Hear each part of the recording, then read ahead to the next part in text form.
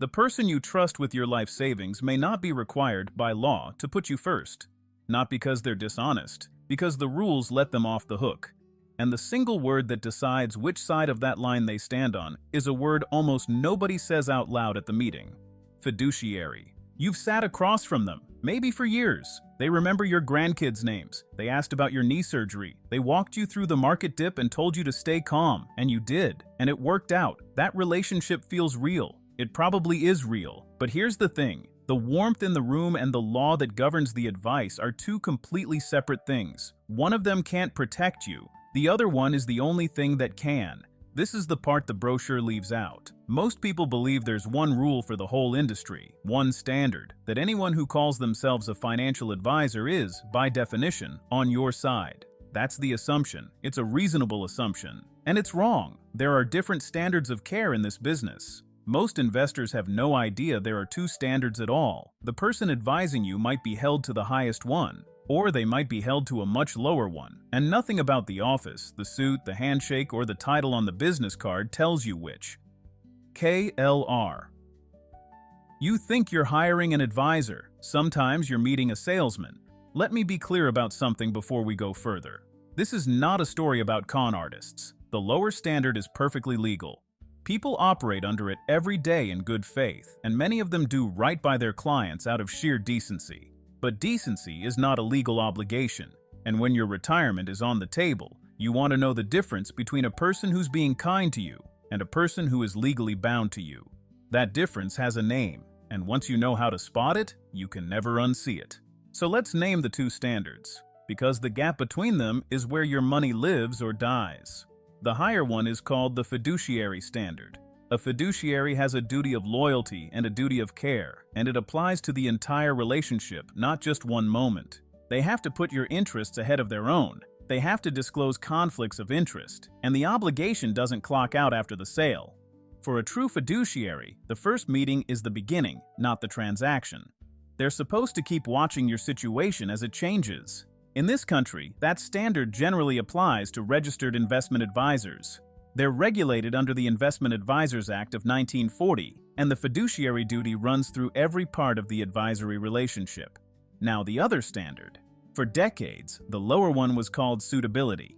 It only required that a recommendation be suitable for your situation. It did not require the advice to be in your best interest. Read that twice. Suitable, not best. Here's what that meant in practice. A broker could recommend an investment that cost more and paid them a bigger commission than a nearly identical cheaper option, as long as the expensive one was still suitable for you. Both technically fit. One just fit their paycheck better. You think it's a recommendation. Sometimes it's a sale wearing the costume of a recommendation. Now, the rules did change, and this is where it gets slippery, so stay with me. In June of 2020, the SEC put in place something called Regulation Best Interest, Reg BI for short. It raised the bar for brokers above the old suitability standard. That's real. That's an improvement. Brokers now have to consider your costs and your situation and not just sell you something that merely fits. But here's the part nobody explains. Reg BI applies only at the moment of a recommendation. It does not create an ongoing duty to monitor your accounts the way a fiduciary's duty does. The best interest obligation under Reg BI is a snapshot. The fiduciary duty is a movie that keeps running. It's better than suitability. It is still not as stringent as the fiduciary standard. And the danger, as one advisory firm put it plainly, is that some brokers may now act as if the two are the same thing. They are not the same thing. So you've got two different rulebooks, and you'd think you could tell which person plays by which. Here's the trap. A lot of people play by both.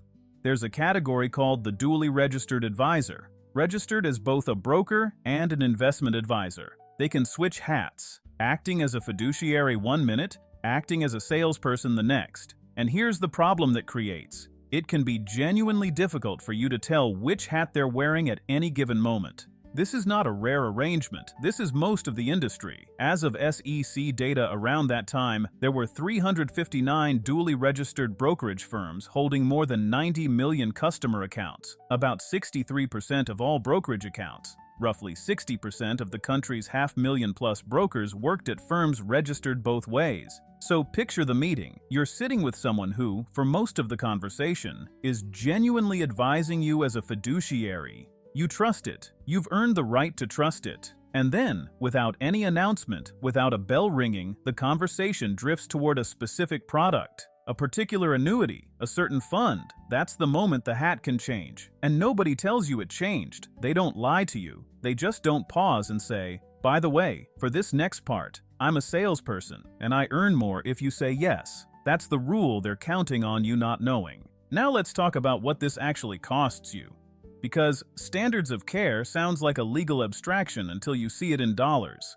When advice is shaped by what the advisor earns instead of what you need, researchers have a name for it: conflicted advice. And it isn't free. A federal analysis estimated that savers receiving conflicted advice earn returns roughly 1 percentage point lower every year. 1 point. That sounds small. It is not small. Here's the same study in retirement terms.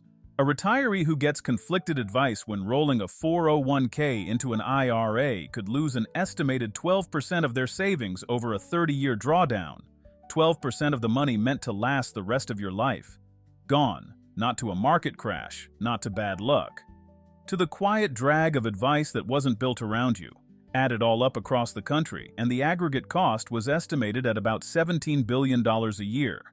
You think the fee is the cost. The fee is the part you can see. The conflict is the part you can't. And there's one moment where you are more exposed than almost any other: the rollover. It's the day you retire or change jobs, and that big balance in your old workplace plan has to go somewhere. This is one of the largest and most complex financial decisions in a person's life, and the menu of products that can go into an IRA is enormous, including annuities. And here's why that moment matters so much.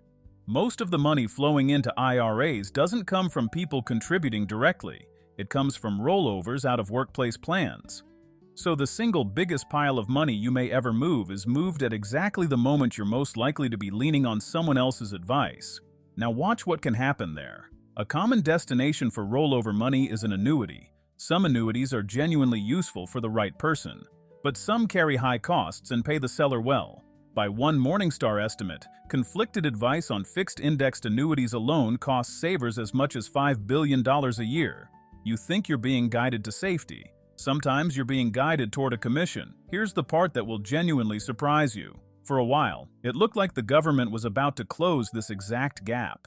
In April 2024, the Department of Labor finalized something called the Retirement Security Rule. Its whole purpose was to extend fiduciary duty to one-time retirement recommendations, rollovers, annuity purchases, the very moments we just described.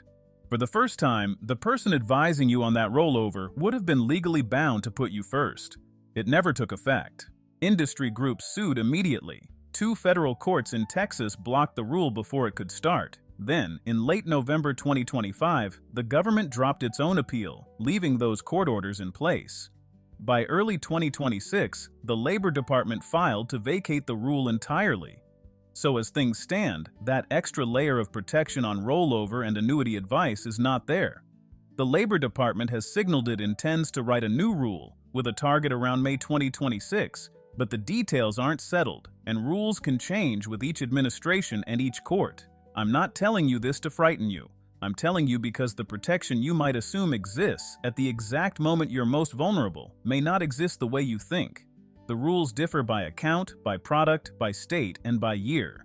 That's not cynicism, that's just the terrain. And here's the reframe, the one that turns all of this from scary into useful. If the system won't reliably guarantee that someone is on your side, then the job of confirming it falls to you. The good news is that it's a job you can actually do. In about 15 minutes, with free tools. We're getting to exactly how. So here's what you can actually do. None of it requires you to become an expert. It just requires you to ask the questions the system would rather you skip. Start with the most direct one. Ask the person across the table, "Are you a fiduciary at all times, in writing?" Listen to how they answer. A genuine fiduciary will confirm it without hesitation and welcome the conversation. The qualifier that matters is "at all times." Because some will tell you they're a fiduciary only when making specific recommendations, and that distinction is the whole game. If they dodge, soften, or won't put it on paper, you've learned something important. Not that they're a bad person, just that the law isn't fully on your side in that room. That's the question they're hoping you'll never ask. Ask it anyway. Then here's the part that puts the power in your hands. You don't have to take their word for it. You can check it yourself. There are 2 free public databases, FINRA's BrokerCheck and the SEC's Investment Advisor Public Disclosure System, which lives at adviserinfo.sec.gov. You type in a name. It shows you their registrations, the firms they're tied to, and any disclosures, complaints, regulatory actions, terminations. While you're there, ask for 2 documents by name. Form ADV Part 2A, sometimes called the brochure, and Form CRS, the relationship summary. A fiduciary is required to provide both. A true investment advisor's Form CRS has to state, in plain language, that they're required to act in your best interest and not put their interests ahead of yours. Read it. Make sure the paper matches the handshake. You think these documents are red tape. They're actually a flashlight. Now, the single most revealing thing you can look at is how the person gets paid. Because money is where the conflict either lives or doesn't. Here you need to hear 2 words that sound almost identical and mean very different things: fee-only and fee-based. A fee-only advisor is paid only by you. A flat fee, an hourly rate, or a percentage of what they manage. No commissions, no product kickbacks, no revenue sharing. A fee-based advisor combines fees from you with commissions from selling products, which legally permits the very conflicts you're trying to avoid. One word of difference, a world of difference in whose interest gets served. So when someone says fee-based, that's not a reason to run. It's a reason to ask the next question. On this specific recommendation, are you earning a commission, and is there a lower-cost option that pays you less? A trustworthy person will answer plainly. The answer tells you which hat is on. A quick, fair word about disclosures because you'll see them. Roughly 1 in 7 advisors has at least 1 disclosure on their record. A single disclosure isn't automatically a deal breaker. It's the nature and the pattern that matter. A decades-old paperwork dispute is not the same as a string of customer complaints. Read it like a sensible person, not a frightened one. And remember the thing the whole industry blurs. Titles like wealth manager, financial planner, and retirement consultant have no government requirement behind them. Anyone can use them. The reassuring word on the business card is marketing. The registration in the database is fact. Trust the fact. Here's how I'd put the whole thing together if it were my own retirement on the line. Not as advice for your specific situation. For that, a fee-only fiduciary or an elder law attorney who knows your state and your numbers is worth their fee. But as a way of thinking, treat fiduciary as a fact to verify, not a feeling to enjoy. Verify it in writing. Verify it in the database. Verify it in how they're paid. And pay the closest attention at the big moments. The rollover, the annuity pitch, the day someone suggests moving a large sum. That's when the hat is most likely to change, and when knowing the difference is worth the most.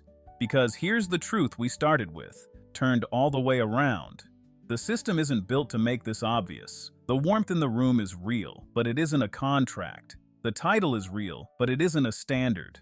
The only thing that reliably tells you whether someone is bound to put you first is whether they are, in writing, a fiduciary at all times, and that's something you can confirm with your own 2 hands. You were never the one who was supposed to be confused here. You were just never handed the one word that cuts through it.